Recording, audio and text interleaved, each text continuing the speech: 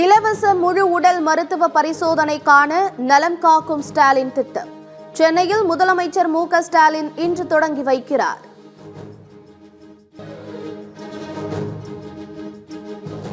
தமிழ்நாடு முழுவதும் 1256 முகாம்களில் நடைபெறும் நலம் காக்கும் ஸ்டாலின் திட்டம். வாரந்தோறும் சனிக்கிழமைகளில் மட்டும் நலம் காக்கும் ஸ்டாலின் திட்டம் நடைபெறும் என அறிவிப்பு.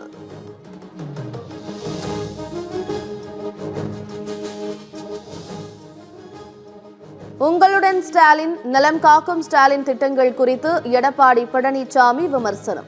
4 ஆண்டுகளாக மக்களை கண்டுகொள்ளாத முதலமைச்சர் ஓட்டுக்காக நாடகம் ஆடுவதாக கடும் தாக்கு. உங்களுடன் ஸ்டாலின் இதுவரைக்கும் மக்களோட ஸ்டாலின் இல்ல, குடும்பத்தோடு இருந்தார். நலம் காக்கும் ஸ்டாலினா இதுவரைக்கும் நலம் யாரு காக்கல. இப்பதான் முதலமைச்சருக்கு 50 மாதம் கழிச்சு மக்கள் மீது அக்கறை வந்திருக்குது.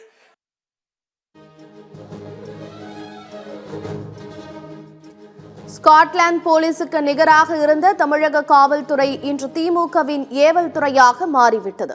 காவலர்களை கைதிகள் மிரட்டும் காட்சியை திமுக ஆட்சியில்தான் பார்க்க முடியும் என இபிஎஸ் விமர்சனம்.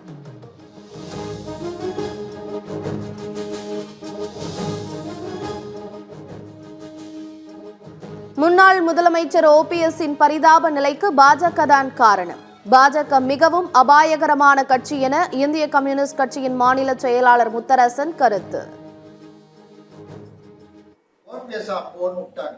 ஜெயலலிதா அவருடைய நம்பிக்கைக்கு பாத்திரமாக விளங்கியவர். அப்படிப்பட்ட தலைவருடைய நிலைமை இன்னைக்கு மிக பரிதாபகரமாக போய்விட்டது. இதற்கு காரணம் பிஜேபி தான்.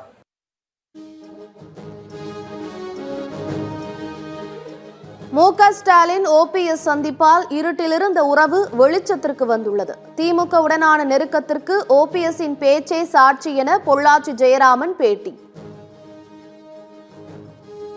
முதலமைச்சரோடு வாக்கிங் போகிறார். இதுவரை இருட்டிலே இருந்த உறவு இப்போது வெளிச்சத்திற்கு வந்திருக்கிறது.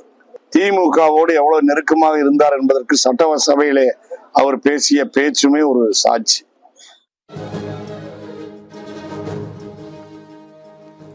தான் இருக்கும் தைலாபுரம் தோட்டம்தான் பாமக தலைமையகம் என ராமதாஸ் அறிவிப்பு. பாமக பொதுக்குழு கூட்டத்திற்கு உரியவர்களுக்கு அழைப்பு விடுக்கப்படும் எனவும் விளக்கு. இருக்கிற இடம் தான் பாட்டாளி மக்கள் கட்சி, தைலாபுரம் தோட்டம் தான் பாட்டாளி மக்கள் கட்சி. புரிஞ்சுனீங்களா? பொதுக்குழு 17ஆம் தேதி நடக்குது. யார் உரியவர்கள் என்பதை கட்சி தீர்மானிக்கும். அவங்களுக்கு அழைப்பு போகும்.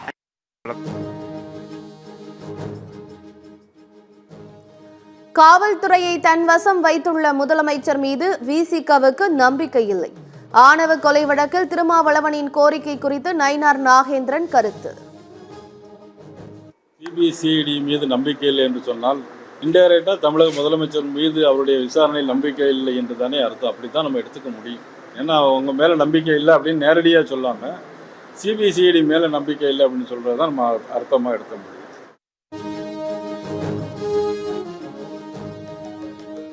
மதிமுக பொதுச் செயலாளர் வைகோவுக்கு எதிராக நீதி கேட்டு சென்னையில் மல்லை சத்யா இன்று உண்ணாவிரதம். வைகோவால் கைவிடப்பட்டவர்கள் உண்ணாவிரத போராட்டத்தில் பங்கேற்க மல்லை சத்யா அழைப்பு.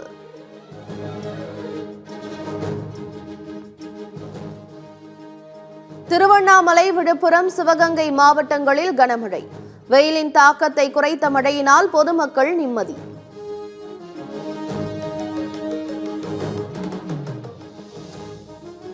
தஞ்சை, திருவாரூர், நாகை, மயிலாடுதுறை மாவட்டங்களில் இன்று கனமழைக்கு வாய்ப்பு. புதுக்கோட்டை, கடலூர், விழுப்புரம், அரியலூரில் கனமழை பெய்யக்கூடும் என தகவல்.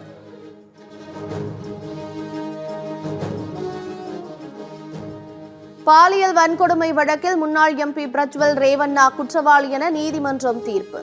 பிரஜ்வல் ரேவண்ணாவுக்கான தண்டனை விவரங்களை இன்று அறிவிக்கிறது பெங்களூரு சிறப்பு நீதிமன்றம்.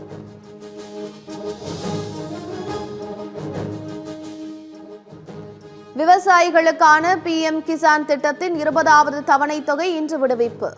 நாடு முழுவதும் 9.7 கோடி விவசாயிகளுக்கு 20,500 கோடியை விடுவிக்கும் பிரதமர் மோடி.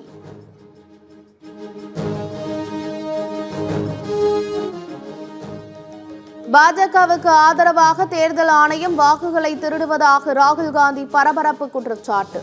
தேர்தல் ஆணையத்தின் வாக்கு திருட்டுக்கு ஆதாரங்கள் உள்ளதாக ராகுல் காந்தி அதிரடி அறிவிப்பு.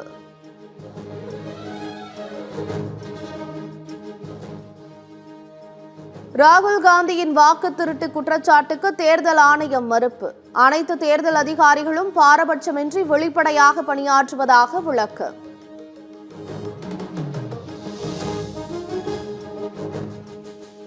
பீகாரில் 7.93 கோடியிலிருந்து 7.24 கோடியாக குறைந்த வாக்காளர்கள் எண்ணிக்கை.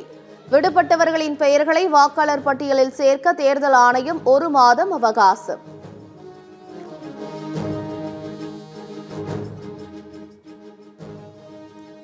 தி கேரளா ஸ்டோரி படத்திற்கு தேசிய விருது அறிவிக்கப்பட்டதற்கு கேரள முதலமைச்சர் பினராயி விஜயன் கடும் கண்டனம். வகுப்புவாத வெறுப்பை விதைக்கும் படத்திற்கு தேசிய விருது குழு அங்கீகாரம் வழங்கியுள்ளதாக குற்றச்சாட்டு.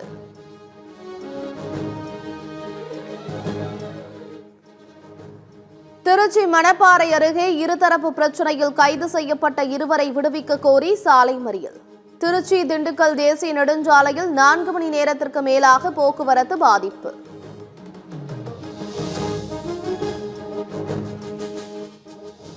உடுமலை வனச்சரக அலுவலகத்தில் விசாரணையின் போது பழங்குடி நபர் உயிரிழந்த விவகாரம். SC/ST வன்கொடுமை தடுப்பு சட்டத்தில் வழக்கு பதிவு செய்யப்படும் என உறுதியளித்ததால் உடலை பெற்றுக்கொண்ட உறவினர்கள்.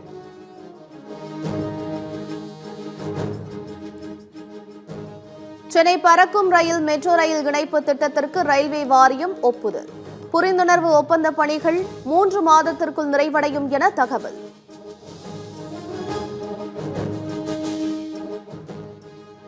திருவள்ளூரில் காதல் திருமணம் விவகாரத்தில் ஆழ்கடத்தல் வழக்கில் மேலும் 2 கைது.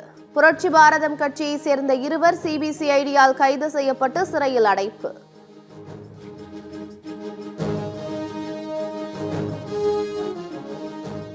அரசு நிகழ்ச்சியில் செய்தியாளரின் கேள்வியால் ஆத்திரமடைந்த அமைச்சர். அடுத்த கேள்வியை கேளுங்கள் என செய்தியாளர்களை கடிந்து கொண்ட அமைச்சர் நாசர். இன்றைய நிகழ்வுல தமிழ் தாய் வாழ்த்தும் தேசிய கீதம் புறக்கணிக்கப்பட்டிருக்கு. எதனால சார்?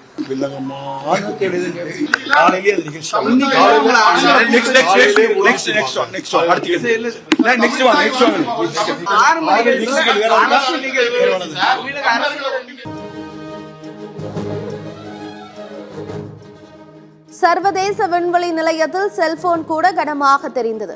விண்வெளி பயணம் குறித்து மனம் திறந்து பேசிய சுபான்ஷு சுக்லா.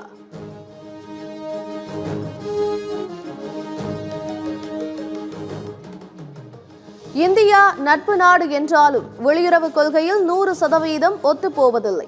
ரஷ்யாவிடம் கச்சா எண்ணெய் வாங்குவது எரிச்சலூட்டுவதாக அமெரிக்க வெளியுறவு அமைச்சர் ரூபியோ கருத்து.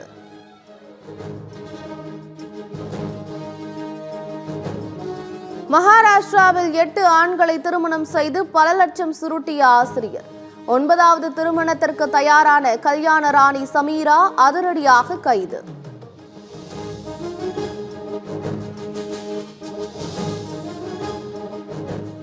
கர்நாடகாவில் 15,000 ஊதியம் வாங்கிய அரசு ஊழியருக்கு 72 கோடி ரூபாய் மதிப்பில் சொத்துகள்.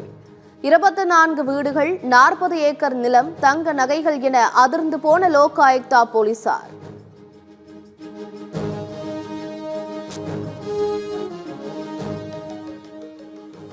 உத்தரப்பிரதேச மாநிலம் கான்பூர் அருகே தடம் புரண்ட விரைவு ரயில். 2 ரயில் பெட்டிகள் தடம் புரண்டதில் யாருக்கும் காயம் இல்லை என தகவல்.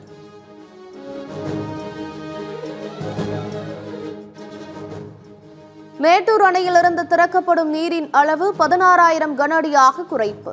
கர்நாடக அணைகளில் நீர் திறப்பு குறைந்ததால் தமிழக காவிரியில் நீர்வரத்து சரிவு.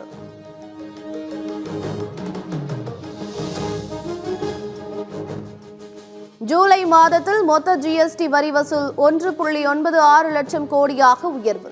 கடந்த ஆண்டு ஜூலை மாத GST வசூலை விட 7.5% அதிகரிப்பு.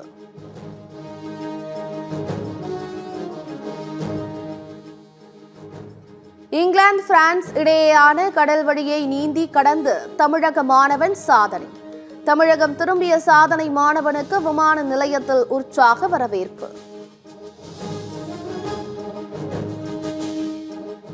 அமெரிக்காவில் மருந்துகளின் விலைகளை குறைக்க 17 மருந்து நிறுவனங்களுக்கு ட்ரம்ப் அழுத்தம். விலை குறைப்பு குறித்து முடிவெடுக்க செப்டம்பர் 29ஆம் தேதி வரை மருந்து நிறுவனங்களுக்கு கெடு. ஓவல் டெஸ்ட் போட்டியின் முதல் இன்னிங்ஸில் இங்கிலாந்து அணி 247 ரன்களுக்கு ஆல் அவுட். 23 ரன்கள் பின்தங்கிய நிலையில் இரண்டாவது இன்னிங்ஸை தொடங்கிய இந்திய அணி 2 விக்கெட் இழப்புக்கு 75 ரன்கள் சேர்ப்பு.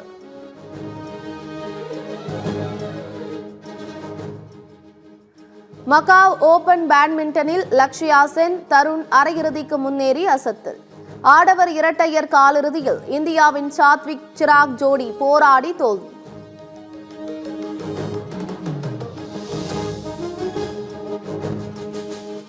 (2026) லண்டனில் நடைபெறும் உலக டேபிள் டென்னிஸ் போட்டிக்கு இந்திய அணிகள் தகுதி. தெற்கு ஆசிய சாம்பியன் பட்டத்தை கைப்பற்றி இந்திய ஆடவர் மற்றும் மகளிர் அணிகள் தகுதி.